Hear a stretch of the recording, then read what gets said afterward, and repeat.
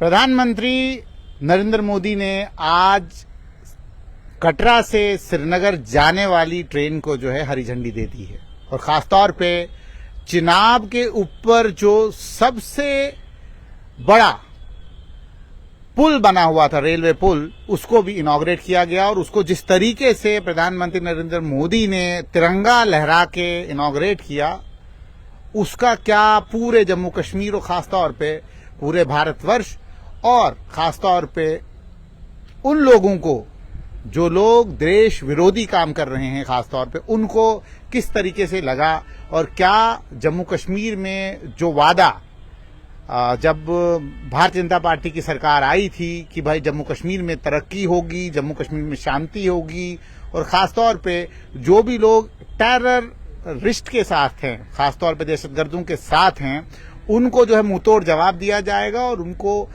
पूरे भारतवर्ष में जगह नहीं मिलेगी। हमारे साथ है वरिष्ठ पत्रकार ब्रजेश झा साहब।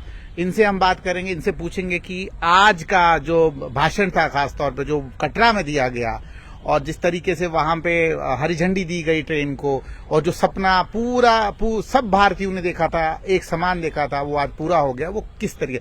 ब्रजेश जी, आपका स्वागत है स्ट्रीट लाइन। मेरा पहला आपसे सवाल है कि जब नरेंद्र मोदी जी पहली बार प्रधानमंत्री बने 2014 के जब चुनाव हुए थे, उसके बाद बाकायदा एक स्ट्रेटजी बनाई गई थी, कश्मीर पॉलिसी में बहुत सारी चीजें बदली और ये वादा किया गया था पूरे जम्मू कश्मीर के लोगों के साथ कि यहाँ पे खास तौर पे जो है अब सिर्फ और सिर्फ डेवलपमेंट की बात की जाएगी, लोगों की बात की जाएगी, न सेपरेटिस्टों की बात सुनी जाएगी, ना उनसे बात की जाएगी, उसी से बात की जाएगी जो जम्मू कश्मीर की बहबूदी और तरक्की के लिए बात करेंगे। तो कैसा टेक लेते हैं आप?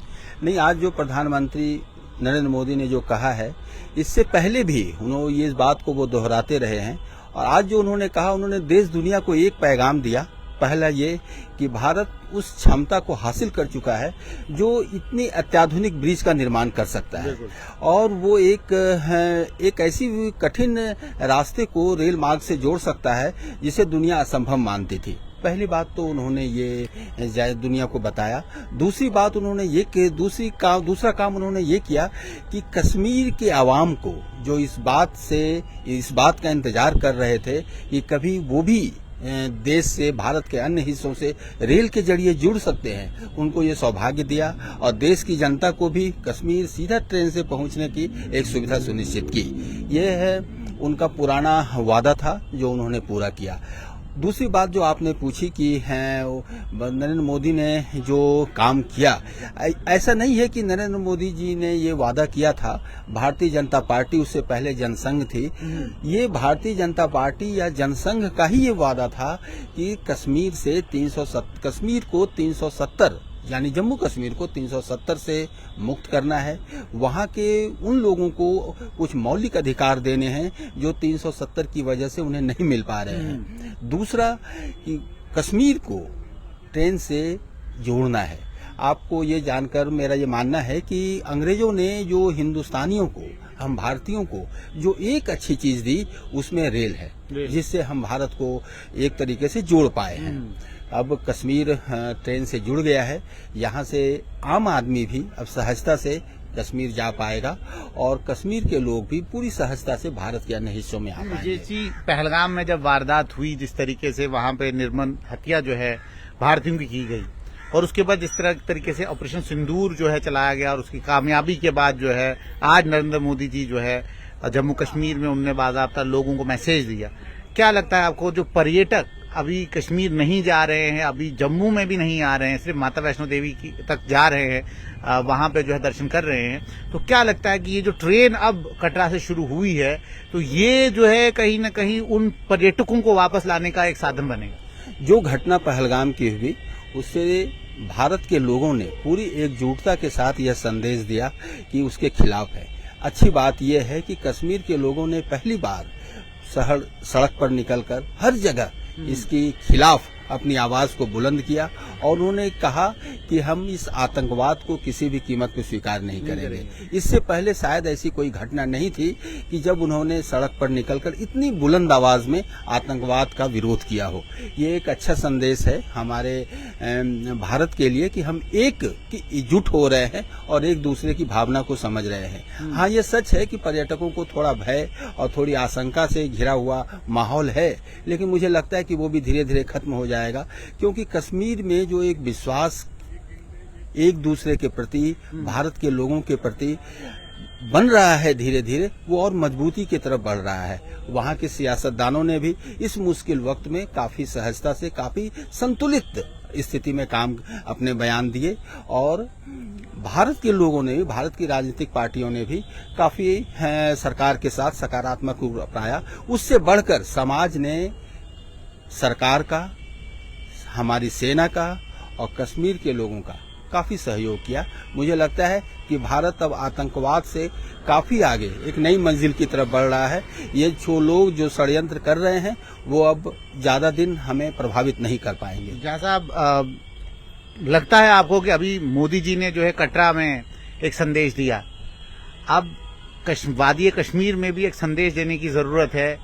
लगता यही है कि पूरा भारत जो है आज मोदी जी का ही बोलते हैं कि राग लापते हैं कि अगर वो कल को कहेंगे कि सारे पर्यटक आ जाओ तो पूरा कश्मीर जो है भरा होगा। ये कश्मीरी लोग भी कहते हैं। ये नया भारत है और नए भारत में जो युवा वर्ग है उसको वो नरेंद्र मोदी को, हमारे जो प्रधानमंत्री हैं, उनको पसंद करता है, उन पर यकीन करता है। हमारे यहाँ जो एलजी हैं जम्मू कश्मीर के, वो एक भरोसे की आवाज हैं जम्मू कश्मीर में। लोग उनकी कामकाज को, उनकी निष्ठा को और उन्होंने जो विश्वास जगाया है कश्मीरियों में, उससे वहाँ के लोग आत्मविश्वास से भरे हुए हैं। मैं समझता हूँ कि ये इन दोनों की जोड़ी कश्मीर को एक नई ऊंचाई देगी। आपको ये नहीं लगता है कि जितने भी विपक्ष थे वो कहीं ना कहीं पक्ष में आ गए हैं? क्योंकि जितने भी लोग, जो उनका बयान आप सुनेंगे, आज जो पार्टी यहाँ पे सत्ता में है वो भी जो है मोदी जी के गुणगान गा रही है। और खास तौर पे जो सपना साकार ही नहीं हो रहा था, ट्रेन की डिले करते करते आज जो है नरेंद्र मोदी की सरकार में जो है उसका उद्घाटन हुआ। तो आज सीएम उमर अब्दुल्ला को भी ये कहना पड़ा कि भाई ये सपना साकार अगर हुआ तो ये आप ही के जरिए साकार हुआ, नहीं तो ये सपना रहना था। अब मेट्रो जो है जम्मू और कश्मीर दोनों जगहों पे मेट्रो के प्रपोजल, उनके डीपीआर बन चुके हैं। आपको लगता है कि ये भी इसी कार्यकाल में जो है देखने को मिलेगा? देखिए, राजनीति बेहतरी के लिए होनी चाहिए। कोई भी राजनीति देश के लिए, समाज के लिए, राष्ट्र के लिए बेहतरी के लिए होती रही है और हमारे यहाँ भी होनी चाहिए। दुर्भाग्य से पिछले कुछ दशकों से हम आपसी रंजिश, राजनीति जो है वो रंजिश के रूप में बदलती जा रही थी, लेकिन इस सरकार ने कुछ ऐसे काम किए, कुछ ऐसे लक्ष्य को हासिल किया जिससे समाज आह्लादित है। और मैं समझता हूँ कि उमर अब्दुल्ला को या जो नेशनल कॉन्फ्रेंस हैं या दूसरी पार्टियां हैं जम्मू कश्मीर की, उन सबको ये महसूस हुआ कि उनके लिए एक अवसर है कि वो जम्मू कश्मीर में कुछ और भी बेहतर प्रोजेक्ट को लाएं और उस बेहतर प्रोजेक्ट को इस सरकार सपोर्ट करेगी और जम्मू कश्मीर एक नई ऊंचाइयों को छू सकता है।